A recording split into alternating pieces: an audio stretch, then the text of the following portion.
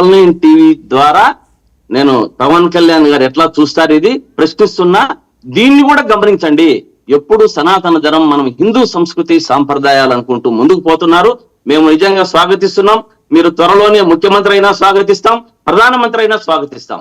అదే విధంగా రాష్ట్రంలో జరుగుతున్నటువంటి స్వామీజీల మీద దాడులు, వారి మీద కక్షపూరితమైన చర్యలు రెడ్ బుక్ దిశగా ముందుకు పోతున్నాయే తప్ప మరొకటి లేదు. పవన్ కళ్యాణ్ గారు దీన్ని కూడా ఎంత మీరు బంగ్లాదేశ్ మీద ఆవేదనతో హిందువుల మీద ఉన్నారో అదే ఆవేదన మన రాష్ట్రంలో జరుగుతున్నటువంటి స్వామీజీల మీద కూడా మీరు దృష్టి పెట్టాలి అని నేను పవన్ కళ్యాణ్ గారిని కోరుతున్నా. డీజీపీకి ఎందుకు లెటర్ రాశారు?